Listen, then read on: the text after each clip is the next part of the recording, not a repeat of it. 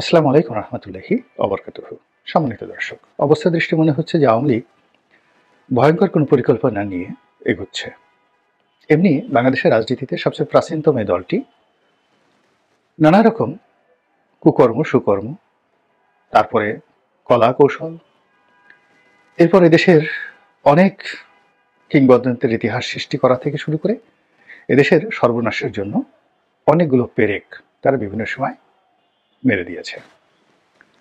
আমাদের দেশের স্বাধীনতা যুদ্ধে যেমন তাদের অবদান রয়েছে, আবার বাকশাল করা, ৭৪-এর দুর্ভিক্ষ, এরপরে গণতন্ত্র হরণ, তারপরে চতুর্থ সংশোধনী, এরকম নানা রকম ঘটনা দুর্ঘটনা তারা ঘটিয়েছে। রাজনীতির ময়দানে কখনো বিরোধী দলের নেতা হিসেবে, কখনো রাজপথের নেত্রী হিসেবে, কিংবা কখনো প্রধানমন্ত্রী হিসেবে শেখ হাসিনা যে সকল বদনজিরগুলো স্থাপন করেছেন, এবং সেই বদনজিরের ধারের কাছে এখন পর্যন্ত কোনো রাজনৈতিক ব্যক্তিত্ব যেতে পারেনি। আমি ভালো কথা বললাম না, এখন ভালো কথা বললে হয়তো অনেকে বলবেন যে আপনি আওয়ামী লীগের দালালি করার চেষ্টা করছেন। আমি মন্দ কথাই বলছি। যেমন প্রতিপক্ষকে ভয় দেখানো, গুম করা, হত্যা করা, আগুন লাগানো, নিজের লোক দিয়ে সেই একটার পর একটা বাস পুড়িয়ে তার দায় দায়িত্ব বিএনপির উপর ঘাড়ে চাপিয়ে দেওয়া, এবং বিএনপিকে অগ্নি সন্ত্রাসী বলা।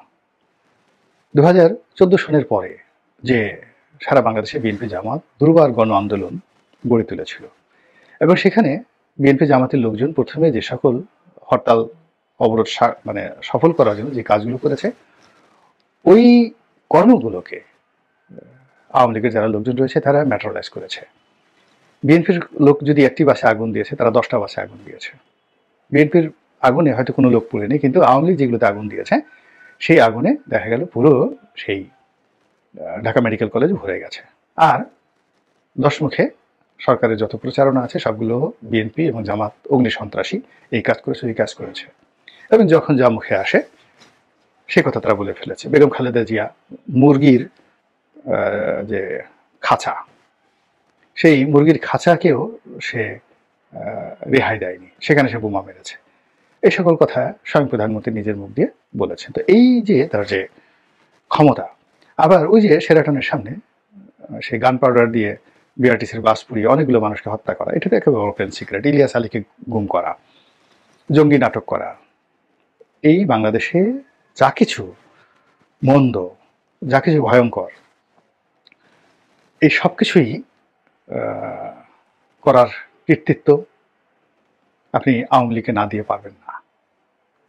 এবং এই কাজ করার জন্য তার প্রশিক্ষিত লোক আছে, ছাত্রলীগ আছে, যুবলীগ আছে, সরকারি কর্মকর্তা আছে, আমলা আছে, কামলা আছে। এবং তিনি তার একটা যে ডায়েরি, সেই ডায়েরির মধ্যে বাংলাদেশের সকল ওসি, সকল ডিসি, সকল এসপি থেকে শুরু করে হাজার হাজার নেতাকর্মীর ফোন নম্বর তার কাছে রয়েছে, এবং তার যখন যাকে দরকার তাকে দিয়ে তিনি এই গত 15 বছরে সেই কাজটি করেছেন। ধরুন তার অপছন্দের একজন এমপি প্রার্থী বা অপছন্দের একজন নেতা, তো তাকে তার দেখতে ইচ্ছা করে না, এখন এই লোকটিকে একটু তিনি হেনস্থা করতে চান। তো হেনস্থা করতে চান, এখন ওই লোকটি ধরুন চরফ্যাশনে গেল, ভোলাতে গেল, কক্সবাজারে গেল, এখন তিনি অর্থাৎ শেখ হাসিনা কারোর সাথে আলাপ না করে, কাউকে কোনো কথা না বলে সরাসরি দেখা গেল কক্সবাজারের ছাত্রলীগের সভাপতিকে প্রধানমন্ত্রী ফোন করলো, তৎকালীন প্রধানমন্ত্রী ফোন করে বললো যে এই কাজটা করো, অমুক অমুক যাচ্ছে, গাড়িটা ভেঙে দেবা, পাঞ্জাবিটা টেনে ছিঁড়ে ফেলবা, একটা পাশার উপর 4টা লাথি মারবা, আর গালের উপর কষাই দুটো এমনভাবে চড় মারবা যেন চশমাটা ভেঙে যায়। এবং এরকম অনেক ঘটনা ঘটিয়ে তিনি তার দলের লোকদেরকে এমনভাবে শায়েস্তা করেছেন যে সবাই তার সামনে গেলে বাপের নাম ভুলে যেত, ইয়ানফসি ইয়ানফসি করত, এবং সবাই নিজের বাপের নাম ভুলে গিয়ে জয় বাংলা, জয় বঙ্গবন্ধু, এই আওয়ামী লীগের বেশিরভাগ তেজি তেজি যারা নেতা রয়েছেন তাদেরকে তিনি এইভাবে শায়েস্তা করেছেন। তো এখন তার এই যে বয়স, তিনি এখন ভারতে গিয়ে আছেন, তার কণ্ঠ শুনে, সমস্ত কিছু শুনে, কথাবার্তা শুনে আমার কাছে তো মনে হয় না যে তার ভিতরে কোনো অনুশোচনা এসেছে, ভয় এসেছে, আতঙ্ক এসেছে। তিনি মনে করছেন যে তিনি আবার যে কোনো সময় বাংলাদেশে ঢুকে পড়তে পারবেন, আবার নেতৃত্ব দিতে পারবেন, এই সরকারকে হটিয়ে দিতে পারবেন, আবার ক্ষমতায় যাবেন। এই যে তার যে বিশ্বাস, এই বিশ্বাসটা তিনি কেবল নিজের মধ্যে রাখেননি, তার দলের যারা নেতাকর্মী এই প্রথম 2-3 মাস তারা খুব ভীত সন্ত্রস্ত ছিল, এখন তিনি সবার মধ্যে তার এই যে কর্মকাণ্ড, তার বিশ্বাস, তার চেতনা, তার কৌশল, এই জিনিসগুলো তিনি ঢুকিয়ে দিতে পেরেছেন। এর ফলে কি হচ্ছে, আওয়ামী লীগের যারা লোকজন তারা প্রতিদিনই ঘুমাতে যাওয়ার আগে কল্পনা করে যে আগামীকাল তাদের জন্য একটা নতুন সূর্য আসবে, এবং তারা প্রতি মুহূর্তে কল্পনা করে এই বুঝি সরকারের পতন হলো, এই বুঝি আবার আওয়ামী লীগ আসলো। তো এইভাবে বাংলাদেশে যারা আছে একেবারে সাধারণ নেতাকর্মী থেকে শুরু করে সবাই এই চিন্তা ভাবনা করে ঘুমাতে যায় এবং ঘুম থেকে উঠে সারাদিন এই আশায় থাকে এবং সারাক্ষণ ফেসবুক দেখে, ইউটিউবে দেখে যে কখন কার কোথায় পতন হলো। এবং এই জিনিসগুলো দেখতে গিয়ে তারা সামাজিক মাধ্যমের যত খবরাখবর, সেটা বিএনপির বিরুদ্ধে হোক, জামাতের বিরুদ্ধে হোক, তারা ওয়াকিফাল হচ্ছে এবং নিজেরা পলিটিক্যালি এনরিচ হয়ে যাচ্ছে। আর যখন আওয়ামী লীগ ক্ষমতায় ছিল তখন এরা সারাদিন চাঁদাবাজি করতো, গুন্ডামি করতো, বদমাশি করতো, রাজনীতি নিয়ে তারা চিন্তা করার সময় পেত না। কিন্তু এখন তারা পলিটিক্যালি অনেক ম্যাচিউর। তেমনি দেশের বাইরে যারা আছেন, দুবাইতে আছেন, তারপরে আমেরিকাতে আছেন, ইংল্যান্ডে আছেন, এই সবাই মিলে পুরো বিশ্বটাকে তারা আওয়ামী লীগের বঙ্গবন্ধু এভিনিউ বানিয়ে ফেলেছেন। কলকাতা, দিল্লি, তারপরে শেষে আজমির, এই তিনটে শহরে প্রচুর লোক রয়েছে। এর বাইরে ত্রিপুরা, আসাম, নাগাল্যান্ড, মিজোরাম, তারপর শেষে আপনার যাকে বলা হয় নেপাল, নেপালের Kathmandu, Sri Lanka, Singapore, Dubai, Saudi Arab, Riyadh, Qatar, এরকম সব দেশে বাংলাদেশ থেকে যে যারা গেছে হাজার হাজার কোটি টাকা পাচার করেছে।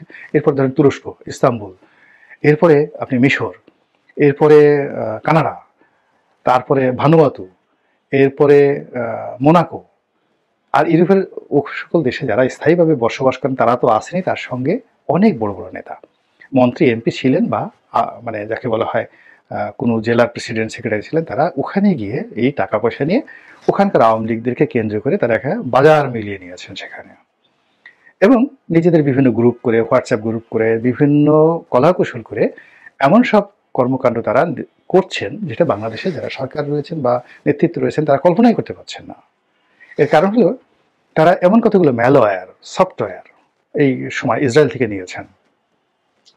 ফলে আধুনিক প্রযুক্তি এবং টেকনোলজির একদম লেটেস্ট ভার্সনটা তাদের কাছে আছে।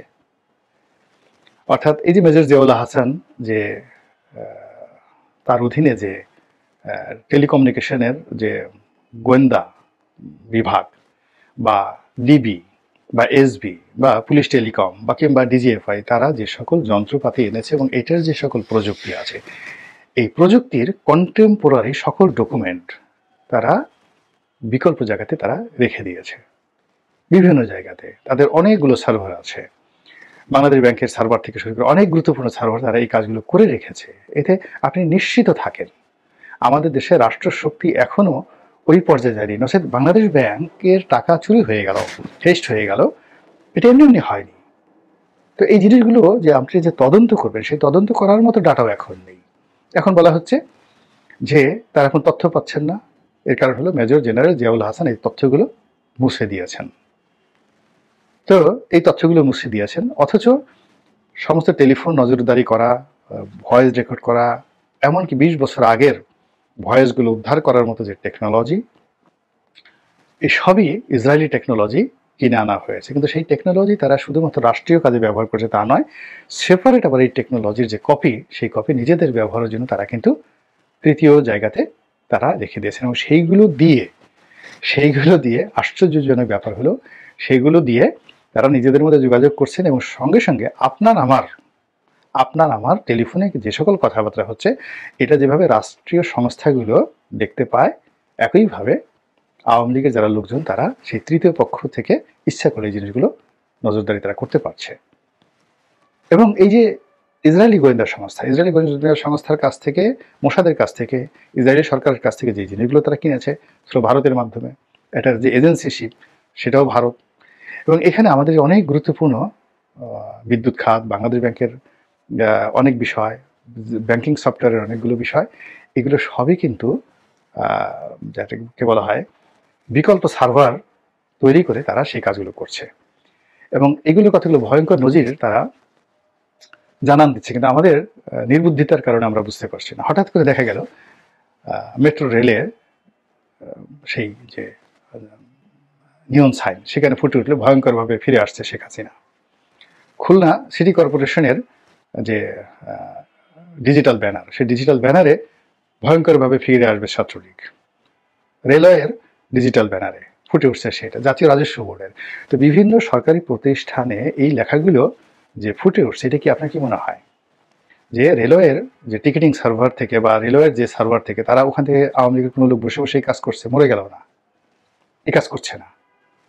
এই কাজটি করার জন্য তাদের সফটওয়্যার আছে, ম্যালওয়্যার আছে, এবং আপনারা জানেন what is call malware and software. তো এই জিনিসগুলো কিভাবে করছে একটু পলককে ভালো করে জিজ্ঞাসা করলে, জেহলা হাসানকে জিজ্ঞাসা করলে আপনি এই জিনিসগুলো বুঝতে পারবেন যে এই কাজগুলো কিভাবে হচ্ছে। তো হঠাৎ করে আপনার যে কোনো একটা সিস্টেমকে, আমাদের যে এখন যে সিস্টেমগুলো চলছে, যে কোনো একটা সিস্টেমকে করাপ্ট করে দেওয়ার জন্য, হ্যাকিং করে দেওয়ার জন্য টোটাল ইনস্ট্রুমেন্টগুলো যদি তাদের হাতে থাকে, সেটার জন্য টাকা থাকে, তাহলে তারা আমাদেরকে কি ক্ষতি করতে পারে, কতটা ভয়ঙ্করভাবে ক্ষতি করতে পারে একবার একটু চিন্তা করেন, এবং চিন্তা করে প্রতিপক্ষকে ট্রিট করেন।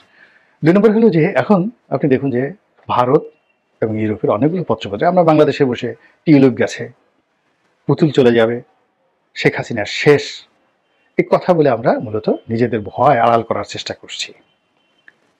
কিন্তু এই যে আমরা যে এত প্রচার করছি টিউলিপ শেষ, শেখ হাসিনা শেষ, ইত্যাদি ইত্যাদি, আপনি দেখেন তো যেদিন টিউলিপ পদত্যাগ করলেন বা যে এখন, সে তো নিয়মিত ইংল্যান্ডে ঘুরছে, তার বডি ল্যাঙ্গুয়েজ, তার কথার মধ্যে আপনার কাছে মনে হয় সে ভয় পাচ্ছে? পুতুলের কথাবার্তায় দেখে আপনার কি মনে হচ্ছে যে পুতুল মহাবিপদে? পুতুল বাংলাদেশে এখন নিউজ যে তার আর রক্ষা নেই, এইবার সে শেষ হয়ে যাবে। আপনি কি একটু দেখেন তো পুতুলের বডি ল্যাঙ্গুয়েজে ভয়ের কোনো লক্ষণ আছে কিনা?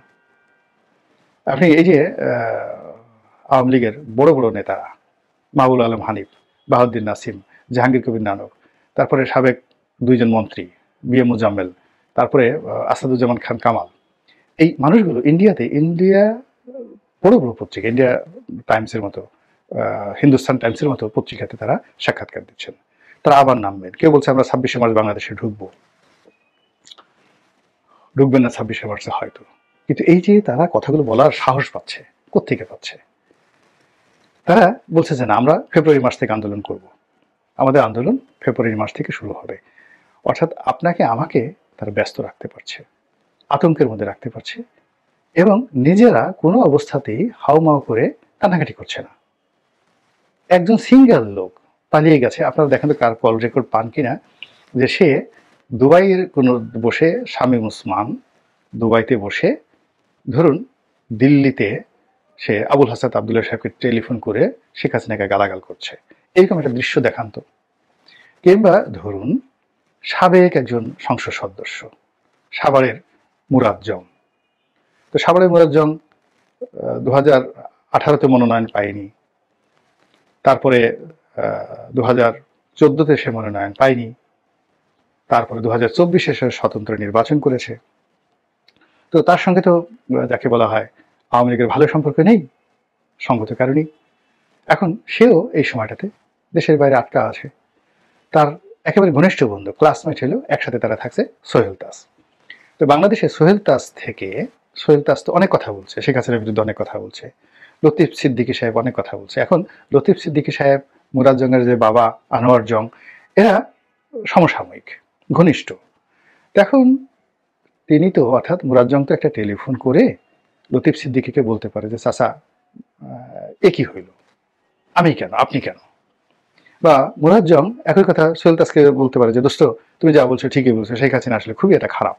আপনি দেখেন তো যে সোহেল তাজের মোবাইল চেক করে একটা সিঙ্গেল আওয়ামী লীগের লোক তার সাথে কথা বলে দেশের বাইরে থেকে বা ভিতরে সোহেল তাজের সঙ্গে শেখ হাসিনাকে খারাপ বলেছে, দেখেন পান কিনা?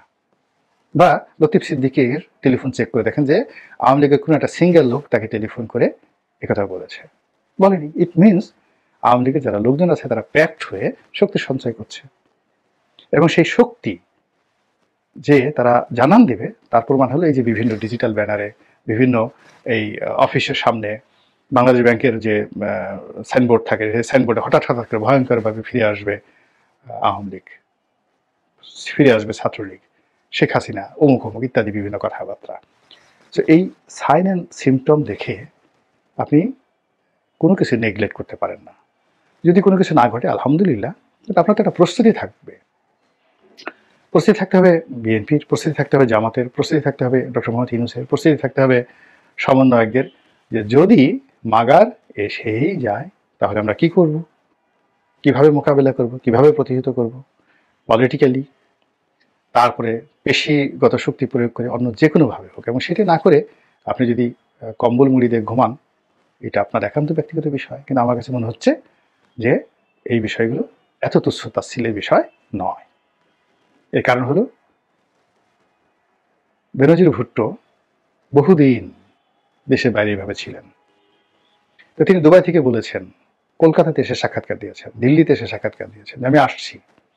ইংল্যান্ডে গিয়ে সাক্ষাৎকার দিয়েছেন। আপনি দেখেন সেই সাক্ষাৎগুলো, অসাধারণ সব সাক্ষাৎকার। আমি আসছি। আবার যখন এমার্জেন্সি ঘোষণা করার পরে ক্ষমতা হারালেন ইন্দিরা গান্ধী, তিনি বললেন যে না, আমি আর রাজনীতি করবো না। কিন্তু তিনি কিভাবে এসেছেন, ফেরত এসেছেন, ওটা অতি সাম্প্রতিক সময় একটা সিনেমা হয়েছে, এমার্জেন্সি। কঙ্কনা রানাওয়াত অসাধারণ অভিনয় করেছেন, দেখেন সেটা। তো রাজনীতিতে ফিরে আসা, একইভাবে ধরেন এই যে নওয়াজ শরীফ পাকিস্তানের রাজনীতিতে ফিরে আসবে, কেউ কল্পনা করেছে? থাকসিন সিনাওয়াত্রার পরিবার, তার বোন কয়বার ক্ষমতা থেকে হারালো, কয়বার ফেরত গেল, আবার প্রত্যেকবারই তারা ফিরে আসলো। ব্যাংককের মতো জায়গাতে, থাইল্যান্ডের মতো জায়গাতে এই থাকসিন সিনাওয়াত্রার পরিবার কিন্তু রাষ্ট্র, তারপরে সেনাবাহিনী, তারপর সেখানকার রাজা, কিং, সবাই চেষ্টা করেও তাকে রাজনীতি থেকে আলাদা করা যায়নি। একইভাবে শ্রীলঙ্কাতে কোনো অবস্থাতেও যে এই পরিবারে উড়ে গেল, বাংলাদেশের মতো সেম ঘটনা ঘটেছে সেখানে মহেন্দ্র রাজাপাকসের পরিবার। আবার দেখেন তারা রাজনীতি কিভাবে পুনর্বাসিত হয়ে গেছে, কিভাবে মহেন্দ্র রাজাপাকসে আবার সেই দেশে ফিরে এসেছে। আবার দেখেন পাকিস্তানে এই যে ইমরান খান বের হয়ে যাবে, আপনি তাকে রাখতে পারবেন না। যখন পপুলারিটি থাকে, জনসমর্থন থাকে এবং নেতা থাকে, তখন সেখানে আপনি সেই মতাদর্শ, সেই দলকে কখনো দাবায়ে রাখতে পারবেন না। পাকিস্তানিরা আওয়ামী লীগকে পারেনি, আওয়ামী লীগ বিএনপিকে পারেনি, তারপরে জাতীয় পার্টি শত চেষ্টা করেও বিএনপি আওয়ামী লীগকে পারেনি, বিএনপি আওয়ামী লীগ একত্রে চেষ্টা করে জাতীয় পার্টিকে দাবায় রাখতে পারেনি, আর সবাই মিলে, পুরো বাংলাদেশ মিলে জামাতকে দাবায় রাখতে পারেনি। কাজেই যা শুনছেন বা যা ঘটছে, ছোট মুখে বড় কথা হচ্ছে, বড় মুখে ছোট কথা হচ্ছে, এই জিনিসগুলো কগনিজেন্সে না নিয়ে যেটি বাস্তব সেই বিষয়ে নিজের মন এবং মানসিকতাকে প্রস্তুত রাখুন এবং যে কোনো পরিস্থিতি মোকাবেলা করার জন্য প্রস্তুত থাকুন। এটাই আমার অনুরোধ। আসসালামু আলাইকুম রহমতুল্লাহি ওয়া বারাকাতুহু।